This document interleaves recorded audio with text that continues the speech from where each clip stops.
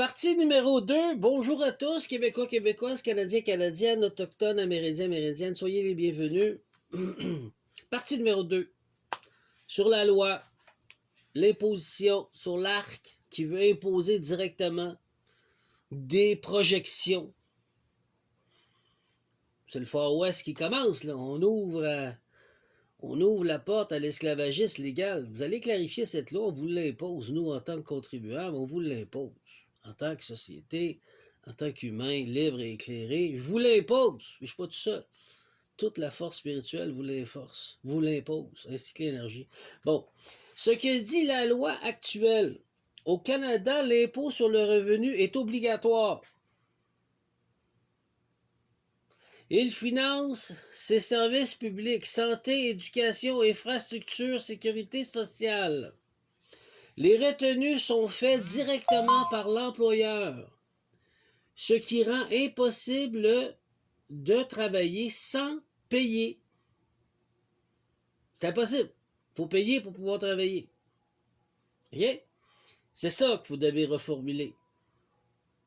Il n'y a pas de tout le monde a le droit à travailler librement. Non, c'est faux, c'est un mensonge. Vous jouez avec la loi, là.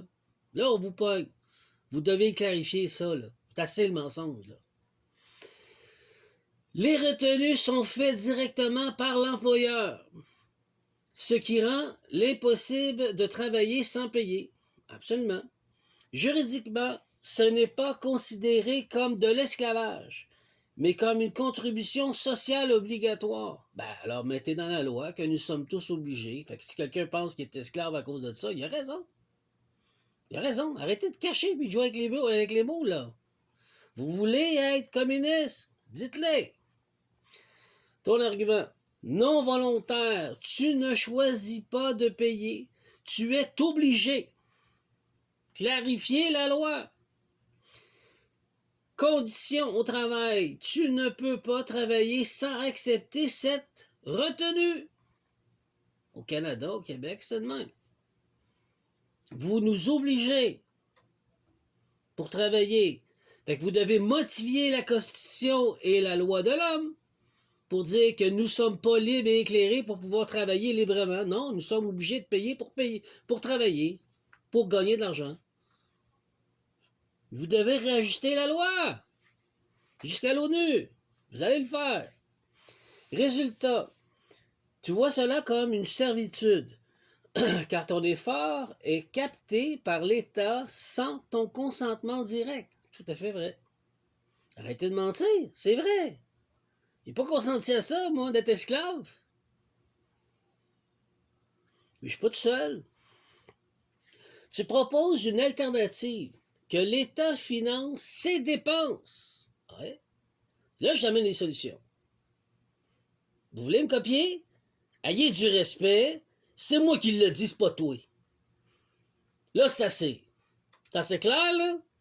Manger sur moi tout le temps, là? Puis se frotter les bretelles?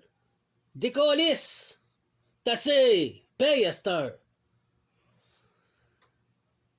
Tu proposes une alternative, l'État finance ses dépenses avec les profits des ressources naturelles. Je l'ai déjà dit, je la répète. Je vous la donne, la solution. C'est qui? Dominique Henry Ier. Moi. Pas toi. Si tu veux prendre ce que je dis, puis te péter les bretelles devant tout le monde comme tu es l'élu, hey, fuck you. Fais le travail que j'ai fait, puis après ça, on va s'asseoir, puis on va voir pour répartir la gloire. C'est à moi et c'est pas à toi. C'est assez, là. Je parle aux voleurs, là. OK? Excusez. Et que le salaire des travailleurs soit intégralement réservé. Bon, OK. Alors, tu proposes une alternative. Bon, c'est ça, mais non, je l'ai dit. Conséquence du tel modèle. Transparence, les citoyens ne paieraient plus d'impôts directs, c'est ce que je propose, mais bénéficieraient des revenus des ressources. T'as ces corporations qui viennent chez nous, puis foutent le bordel, puis nous voler tout. L'argent est là. Elle devrait aller à Banque du Canada. Banque du Canada redonne à son peuple. C'est comme ça qu'on bâtit un pays libre et éclairé. On arrête de voler chez le pauvre, la classe moyenne ou les riches qui travaillent pour leur argent. C'est assez. On fait de la division et de la dualité, puis un choc de culture. Quand on doit aller directement dans nos ressources et l'attribuer avec la Banque du Canada.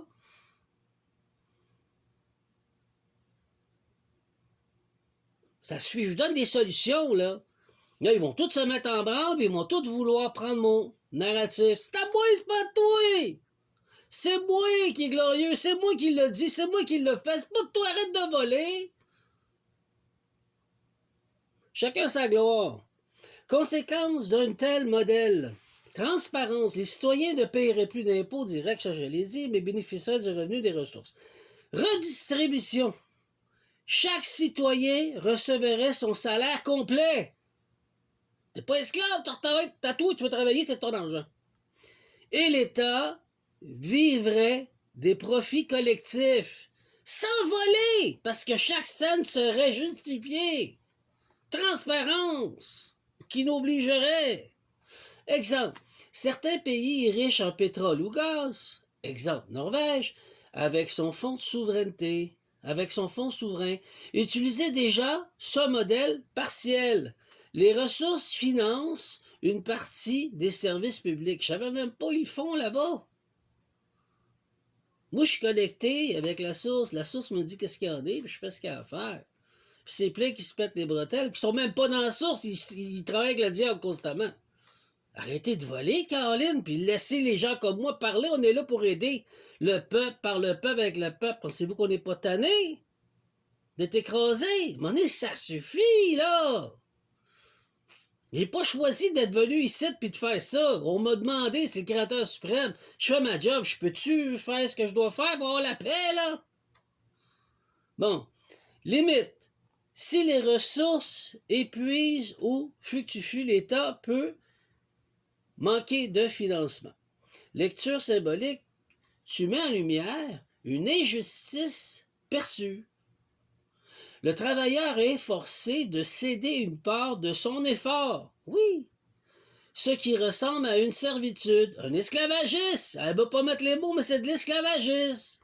Ton modèle proposé de libérer le travailleur en faisant reposer une contribution sur la richesse naturelle du pays. Ben oui, tu l'encourages à travailler, Colin. Tu l'encourages à s'éduquer, à s'élever en conscience de devenir plus grand. Tu ne voles pas ce qui travaille. Tu l'aides à devenir grande.